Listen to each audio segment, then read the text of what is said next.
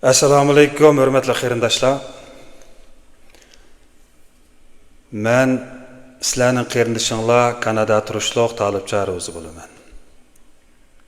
Men bir qancha yillik psixologiya bilimlarini o'rganish safarida o'zimga ta'sir ko'rsatgan bir qancha kitoblarni sizlar bilan o'rtoqlashishni loyiq ko'rib, bu angliq hayot kanalini qurib chiqdim.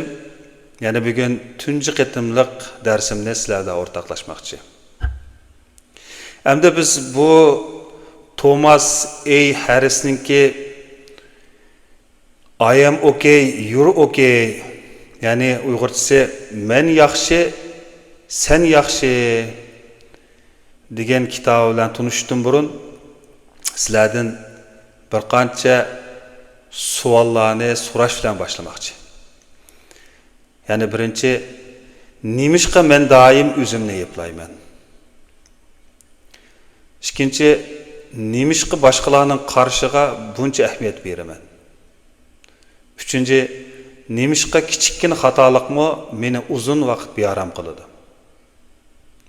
To'rtinchi, nimishqa ba'zi odamlarning bir eg'iz gapi bir kunlik kayfiyatimni, hatto bir necha haftalik kayfiyatimni o'zgartirib yutadi. Ko'pchilik balkim buni mijozim shundoq o'xshaydi, mening mijozim shundoq deb o'ylashi mumkin. Lekin psixologiya bizga boshqacharoq javob beradi. Ya'ni bizning bugungi o'y fikrlarimiz va inkaslarimizning ko'p qismi balalik davrimizdagi tajribalarning ta'sirida shakllangan bo'lishi mumkin. Bugungi dars dal mushu safarning boshlanishi. Biz hamda bu darsimizga bir hikoya bilan kirib ketaylik. Ya'ni 6 yoshlik bir bolani tasavvur qilaylik.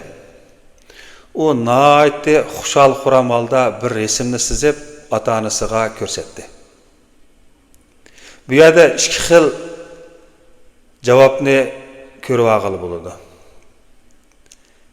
Ya'ni ota-onaning birinchi xil ota-onaning javobi balkim "Voy bolam, bek qaltis chizibsanjimi? Bu rasmda nimalar bor? Menga tushuntirib bera olamsa?" degandek bo'lishi mumkin. Bu xil javob bu bolada men qabul qilindim degan tuyg'u berishi mumkin. Endi ikkinchi xil javob qarab boqaylik. Ikkinchi xil ota-ona bu yerni xato chizibsan, yani tirishishing kerak deyishi mumkin.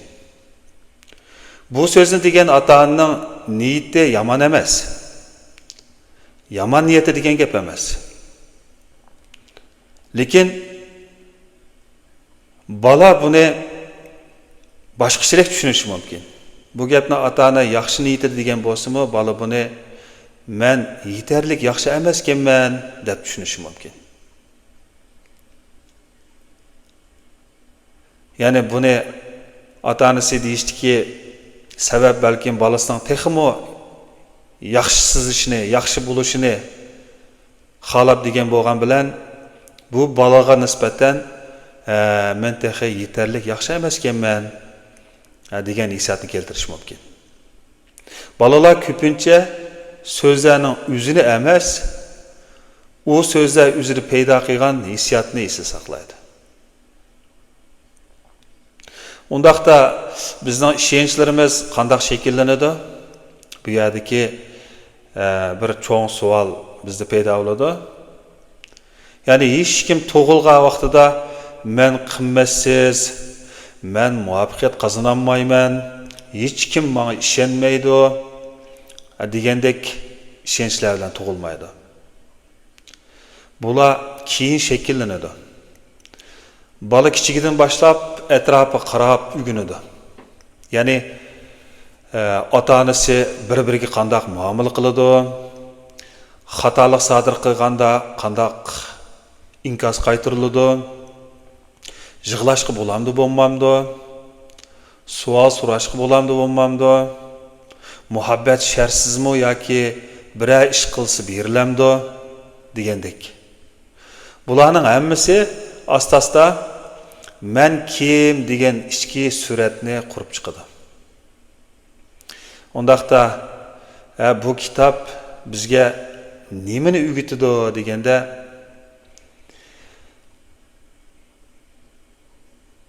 o'zining ya'ni mushu Thomas A. Harris o'zining ustozi Erik Berningki transactional analysis, ya'ni biz Uyg'urchaga buni tarjima qilsak, o'zaro ta'sir tahlili degan nazariyasiga tayinib, odamning ichki dunyosini tushuntirib beradi. Uning eng muhim fikri tuvandikidan iborat. Ya'ni o'zingizni tanımasanız, ichki odatlaringiz sizning hayotingizni boshqaradi degandan iborat. Ya'ni o'zingizni tanımasanız, ichki odatlaringiz sizning hayotingizni boshqaradi.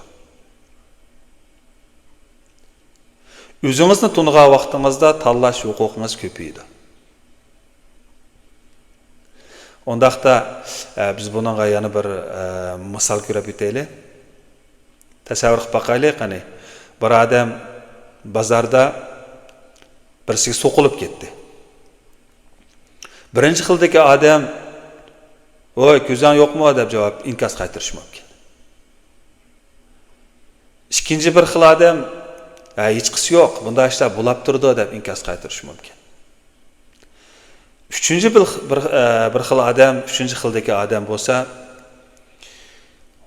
meni qasddan so'qib yetib bordi, bu balki mendan nafratlanadigan o'xshaydi, menga achchig'i bor o'xshaydi deb tushunish mumkin.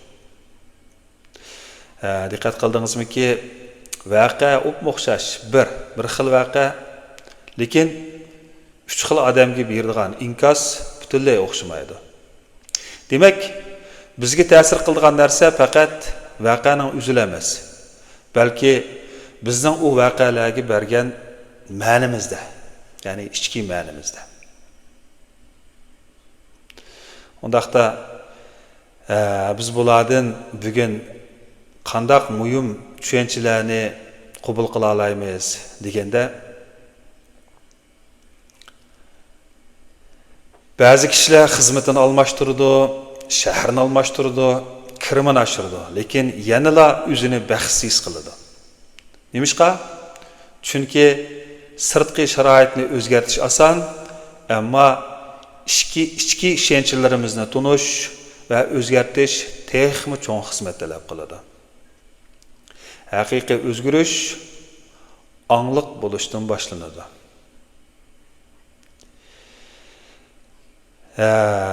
Bugungi darsimiz mushunchalik bo'lsin. Bu darsning oxirida men sizlarga mundaq bir meshq o'rlashtirmoqchi.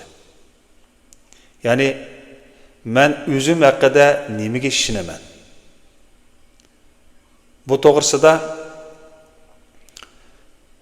o'zingiz kallangizga kelgan, o'ylagan 5 jumlani yozib qo'ying. Masalan, men ishonchlik odam. Men xatolikdan qo'rqaman. Men boshqalarni rozi qilishga tirishaman. Men yetarlik emas degandek. Bu jumlalarni yezib olib o'zgartirishga hargiz tirishmang. Aldi bilan ularni tunishni o'rganing. Ya'ni o'zingizning ichida qandaq bir inkoslarni keldiganligini tunishni o'rganing. Undaqda biz bugungi darsni tuvandagidek bir jumla bilan xulosa etaylik. Ya'ni biz doim voqealarga inkos qaytarmaymiz, balki ko'pincha vaqtlarda voqealarga nisbatan o'zimizning ichki ma'nimizga asosan inkos qaytaramiz. Ya'ni ichki aqidamizga asosan inkos qaytaramiz.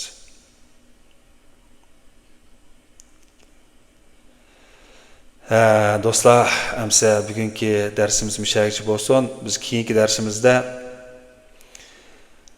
intayin bir muhim savol ustida to'xtalamiz. Ya'ni undaqda ichimizda so'zlayotgan ovoz zoti kim? U rostilla bizning ovozimizmi yoki bolaligimizda anglab cho'ng bo'lgan so'zlarning izimi? Ondaqda keyingi darsga qiziqsangiz, o'zingizni texmi yaxshi tunish yo'lidagi bu safarni davomlashtirishni xohlasangiz, diqqatinglar keyingi darsimizda bo'lsin.